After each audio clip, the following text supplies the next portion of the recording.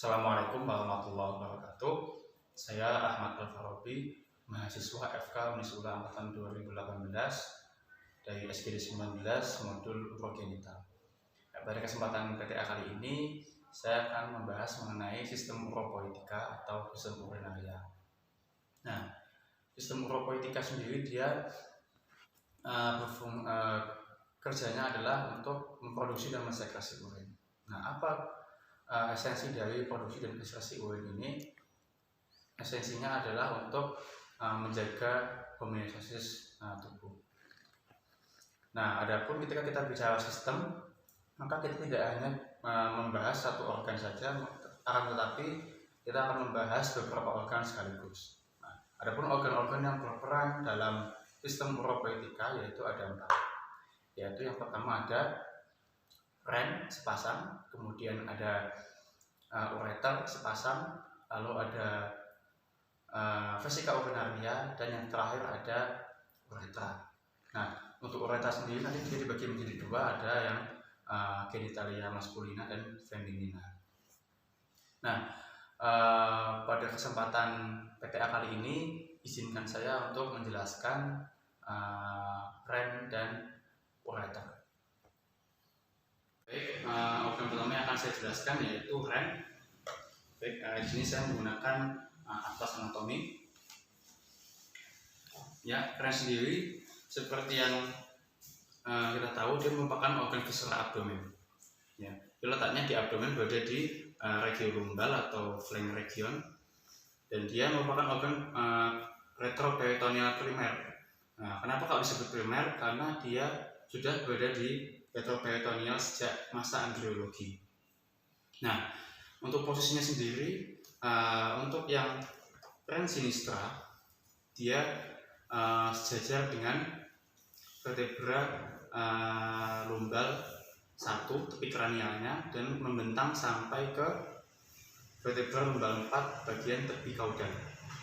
Nah, untuk bagian ren dextranya, dia lebih rendah karena pada bagian superiornya dia terdapat organ visceral abdomen yang lain yang dia mengimpresi ke bawah, yaitu hepar.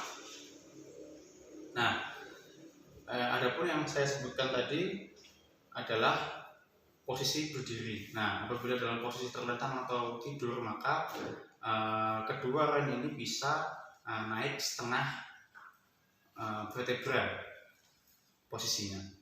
Lalu kita bahas proyeksinya. Untuk proyeksi dimulai dari holotopinya, kedua ren ini dia berada pada atau menempel pada dinding posterior abdomen. Dia berada di antara peritoneum parietal dan fascia transversa abdomen.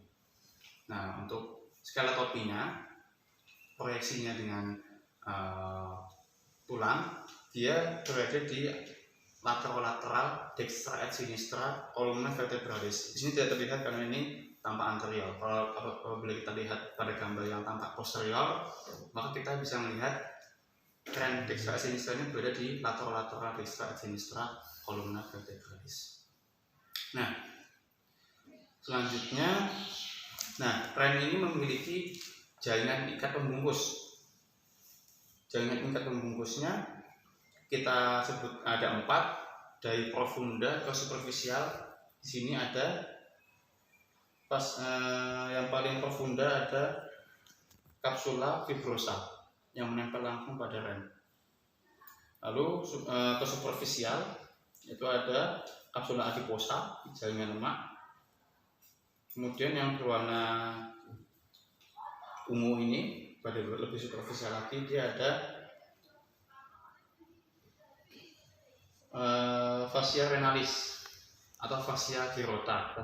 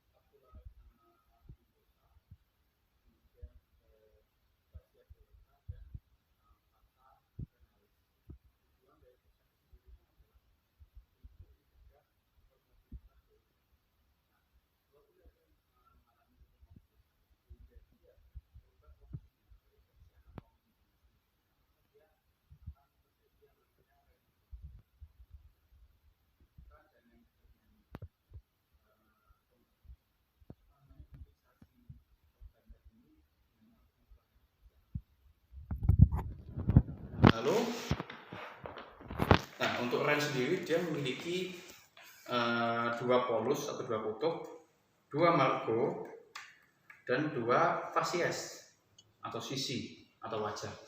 Nah, pertama dia terdiri dari dua polus, ada polus superior dan ada polus inferior.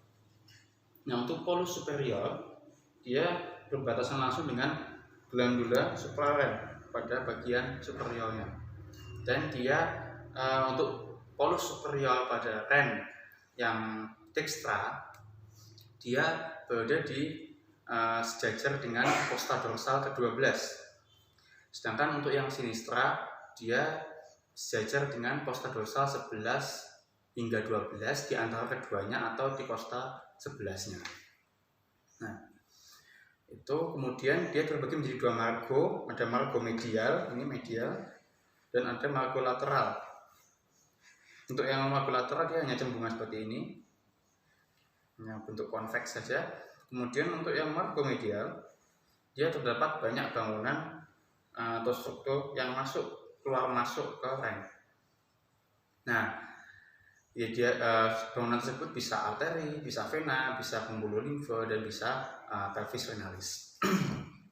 Nah, kemudian struktur-struktur yang masuk ke hilus renalis nanti dia di bagian dalamnya nanti akan melakukan pelebaran. Nah, pelebaran ini yang kita sebut sebagai sinus renalis.